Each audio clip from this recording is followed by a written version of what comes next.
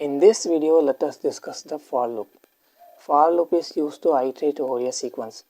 It can be either a list, tuple or a dictionary, or it can even be a string.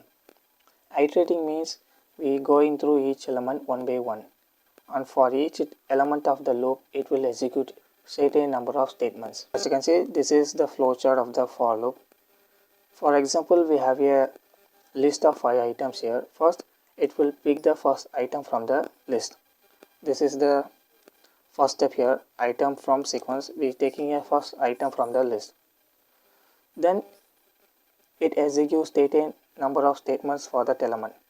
After that, it checks if there is any more items in the list. If there is, then it will follow the same procedure, execute statements. This process will continue until if there is any elements in the list. If there is no elements in the list, then the for loop will end and it will execute the statements outside the for block. This is the flowchart how it works. Now let us see the syntax to understand this better. We use the for keyword for loop, and then we are having a iterating variable. This iterating variable will contain the character of each loop. First, it will pick the first element from the list or tuple or a string, and then it continues to the end of the list. So then we use the membership operator in. Then we have a sequence. For sequence, we use the list, tuple or a string, and then we execute the statements. It can be n number of statements, statement 1, statement 2, and so on. This is how the syntax of the for loop would look like. Now let us see an example to understand this further.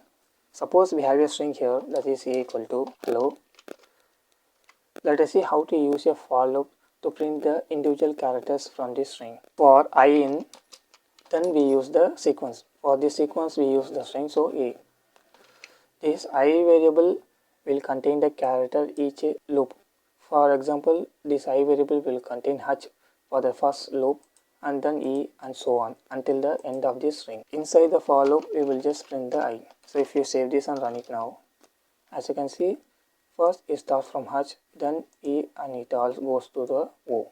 It picks the first item from the list, and then it continues the loop until it ends the end of the list. If there are no more elements in the list, then the for loop breaks out of the loop and execute the statement outside the for loop. Let us see how to do this for the tuple. So we have a tuple here, tuple 1 equal to, this contains 5 elements, 5, 3, 2, 1, and 9. So we have a 5 elements. For example, to use a for loop for I in tuple 1, you can use whatever name you want for this variable. You can use j if you want, or iterating variable if you want. You can use any name for this variable, and then we use the tuple 1. Inside this tuple 1, we will just print the iterating variables. If you save this and run now, as you can see, it displays the individual elements. You can also apply a condition to this iterating variable. If iterating variable divided by 2, and if you get a remainder 1, then only we print the iterating variable. Basically, this condition checks for a odd number. That is, if you divide any number by 2 and if you get a remainder 1, then that number is a odd number. This is what we have applied here. So let's save this and run now. As you can see, it only prints the odd number. It skips the 2. 2 is not printed here.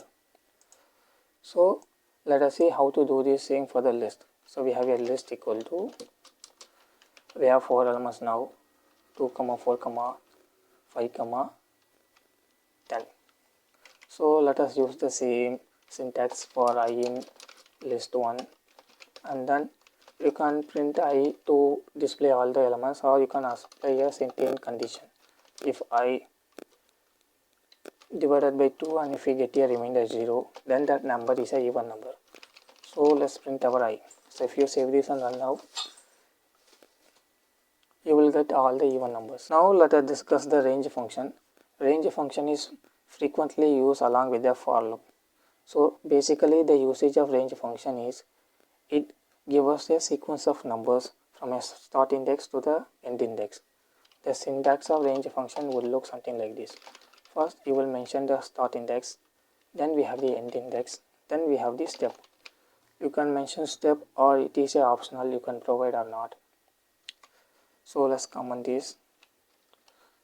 Basically you wrap the range function around a list or a tuple to convert a range object into a sequence of numbers. If you don't convert to a list or tuple, then it will only return as the range object. So let us see this now.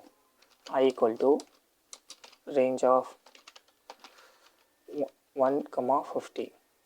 So let's save this and print I. So let's run now. As you can see, it only gives us the range object. But if you wrap this around the list function, then it will give us the sequence of 50 numbers. As you can see, it starts from 1 and up to 49. You can also use the tuple if you want. As you can see, now it is wrapped under the tuple. This is the usage of this range function. Let us see how to use this range function in a for loop. So for I in range of 10, so let's print I now. So let's print now. As you can see, it displays the 10 numbers. Instead of having a list here containing the numbers from 1 to 10, we have a range function here that contains the, or it gives us a sequence of numbers from 0 to 9. This is the usage of range function. Basically, most programmers would use the range function in for loop. Now let us discuss how to use the for loop in dictionary. So we have a dictionary is equal to, and it has two key value pairs. So first one is, so we have a 1 and its value will be I, and then we have a second key and its value will be hello. So let's use a for loop now for I in dictionary. So if you run it now, you will only get the key. As you can see, 1 and 2 are the keys. If you want the values, you will have to use the values method. Values. If you print now, as you can see, it displays hi and hello. You can also use the items method to get both key and value pair. As you can see, 1 and its value, 2 and its value. You can use another variable to capture both these in a separate variable. The one will store in I and I will store in j. So let's print both now. Print of I comma j. As you can see, it displays both hi and hello in j variable. Now let us see how to use else keyword in for loop. Sometimes you want to display a message after the for loop ends. For this, we will use the else block. Inside the else block, you will display the message that you want to display after the for loop ends. For example, let's clear this for I in range 10. So let's print I. After this statement executed, and if you want to display the message here that the for loop ends. If you save this and run it now, as you can see, it displays all the numbers from 0 to 9 and a message that the for loop ends. This is how you use a else keyword along with a for loop. You can also nested a for loop. For example, we have a for loop for I in range. Inside this for loop, you can have another for loop for j in range. So let's print I comma j. For each loop, it will execute this loop 10 times because here we have range of 10. So if you save this and run it now, as you can see, 0, 0, 0, 1, 0, 2. For each 0, it executes the loop from 0 to 9. Basically, nested for loop is very helpful in the matrix. That is, you have a 2 cross 3 matrix and 3 cross 3 matrix. Then you will use the 3 loop for 3 cross 3 matrix and 2 loops for 2 cross 3 matrix. This is the overview of the for loop. In the next video, we will discuss the while loop.